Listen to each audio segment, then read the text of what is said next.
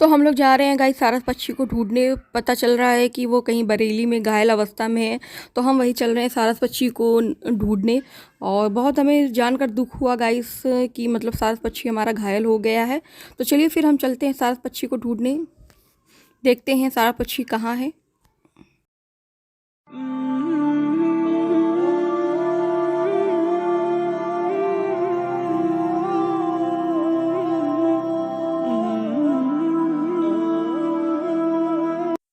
मेरे दोस्त को तुम मुझसे जुदा मत करो, मेरे दोस्त को तुम मुझसे जुदा मत करो, ये गुनाह तुम मत करो। ये बेज़ुबान पक्षी है, ये बोल नहीं सकता, इसलिए मैं उसकी ज़ुबां हूँ, इसलिए मैं कहता हूँ ये मेरे मुझसे बिछड़ा तो जी नहीं पाएगा, ये मुझसे बिछड़ा तो जी नहीं पाएगा। आखिर में ऐसा कर दिखाया सारस ने, कहीं चला गया सारस, ना जाने क्या हो गया सारस पक्षी को कि वो अब हमारे बीच नहीं रहा।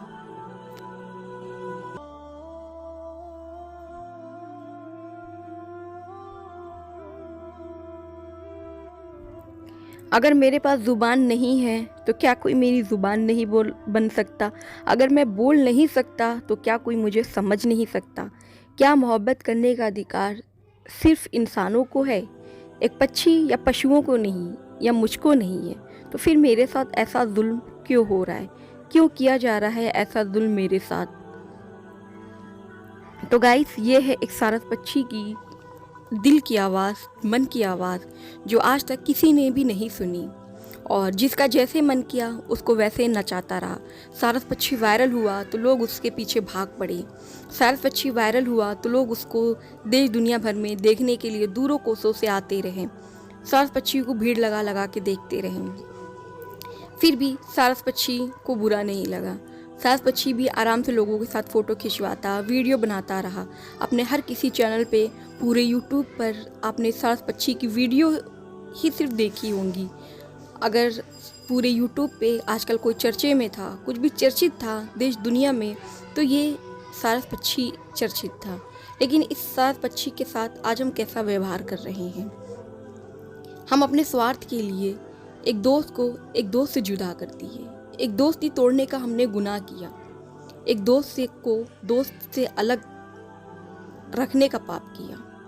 तो आप देख रहे हो, मैं पूछना चाहूँगी उन लोगों से जो कह रहे थे कि ये एक राजकीय पक्षी है या पशु है, इसे हम बांध के नहीं रह सकते, या पक्षी है तो इसे आज़ाद रहना है। तो मैं आप लोगों से पूछना चाहूँगी, क्या ये पक्षी आपको आज़ाद नहीं दिख रहा है? क्या कहीं से भी इसके पैरों में बेड़ियाँ दिख रही हैं आपको? गौर से देखिएगा, कमेंट में ज़रूर करके बताइएगा। अगर नहीं तो फिर आज ये इस सारस पक्षी के साथ ऐसा जुल्म क्यों? मैं बता दूं गाइस, कुछ दिनों पहले ही इसे वन विभाग वाले 1-2 दिन पहले सारस पक्षी को ज़बरदस्ती आरिफ भाई से दूर ले गए। मुझे पहले से ही आशंका थी कि कहीं ना कहीं सारस पक्षी के साथ कुछ दुर्व्यवहार ना हो जाए, कोई अप्रिय घटना ना घटित हो जाए। आखिर में जैसा मैंने सोचा वैसा ही हुआ। आज वन विभाग वालों का कहना है कि सारस पक्षी हमारे पास नहीं है। अगर सारस पक्षी वन विभाग वालों के पास नहीं है तो फिर वो कहाँ है? क्या उनकी जवाबदेही नहीं है, या वो जवाबदेह नहीं है इसका? आरिफ भाई से सारस पक्षी छीन के ज़बरदस्ती ले गए। फिर भी आरिफ भाई का कहना था कि अगर आप हमारे सारस को ले जा रहे हैं तो आप इसका ख्याल रखिएगा, ये दाल चावल रोटी सब्ज़ी खाता है, इसके खाने पीने का ख्याल रखिएगा। फिर भी उसको मलाल नहीं था, उनका यही कहना था हमारा दोस्त कहीं भी रहे, इसका बस ख्याल रखा जाए। जो भी ये खाता था, और दाल है, चावल है, रोटी है, सब्ज़ी है, इसे सब तरह के आप खाने दीजिएगा, ये बहुत शौक़ से खाता है। फिर भी एक दोस्त ने अपना स्वार्थ नहीं देखा, कहा ठीक है, अगर वन विभाग वालों का कहना है कि आप इसे अपने घर में नहीं रख सकते हैं, ये आज़ाद पक्षी है, उन्होंने कहा था ये तो हमेशा आज़ाद ही रहता है। आपने कभी देखा होगा, आप देख सकते हैं मेरे पीछे, क्या सारस पक्षी आपको कहीं से बंधा हुआ दिख रहा है? नहीं। जब इसका मन करता गाइस ये रहता, जब मन इसका करता उड़ जाता। बगल में खेत है जहाँ मैं अभी सारस पक्षी को ढूंढ रही थी, वहाँ ये चला जाता और ये बहुत दूर उड़कर अपने दोस्तों से मिलने जाता। लेकिन कहते हैं ना, आप कहीं भी दूर जाओ, कहीं भी घूमने जाओ, कहीं भी आप चले जाओ, लेकिन शाम होते ही आपको अपना याद आता है तो अपना घर ही याद आता है। तो सारस पक्षी भी हमारा कुछ ऐसे ही था, ये कहीं भी चला जाए, जब भी इसका मन करता उड़ जाता, लेकिन शाम होते ही ये अपने घर को लौट आता। आज मुझे भी बहुत दुख है कि जिस सारस पक्षी को हम देखने गए, और देखने में सच में आप देख सकते हो मेरे पीछे है, ये पक्षी है। कोई और पक्षी होता तो वो उड़ के चला जाता, भागता, लेकिन आप देख रहे हो कितने आराम से, कितने प्यार से वो वहाँ खड़ा हुआ है। कभी ये हमारे पास आ जाता, कभी ये हमसे दूर चला जाता। कुछ ऐसा था सारस पक्षी हमारा। सोचिए, हमें और आपको इतना दुख है, तो जिसका ये दोस्त था, जो इसके साथ सोता, उठता, बैठता, खाता, उसको कितना बुरा लगा होगा। सारस पक्षी कि हर कोई न्यूज़ अपने चैनल पे चला रहा है।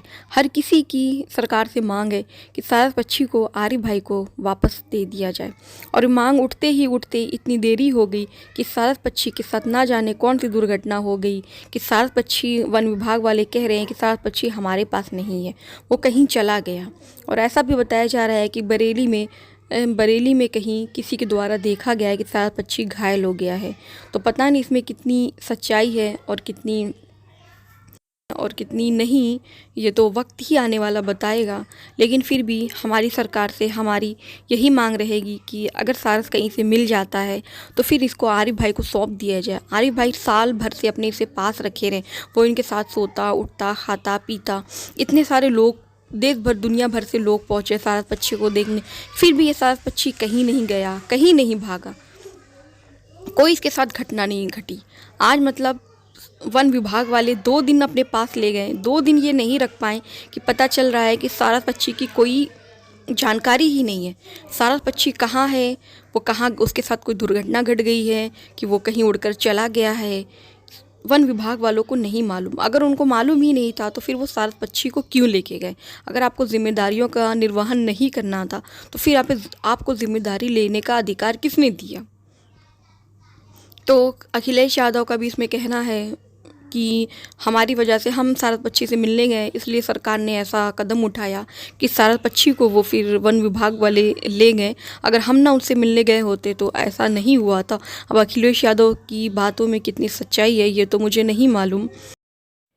तो चलो गाइस, आप लोग भी दुआ करना और मैं भी दुआ करूँगी कि ये आरिफ भाई का सारस पक्षी कहीं भी हो वो सही सलामत रहे, और आरिफ भाई को या किसी को भी मिल जाए, और फिर और आपकी अगर सारस पक्षी मिल जाता है तो फिर चाहे वन विभाग वाले हों, वन विभाग वालों को आज से ये सारस पक्षी आरिफ भाई को सौंप देना चाहिए और इंसानियत दिखाना चाहिए और इंसानियत की मिसाल देनी चाहिए। और पक्षी इंसानियत की मिसाल और मोहब्बत की मिसाल दे सकता है तो हम और आप क्यों नहीं।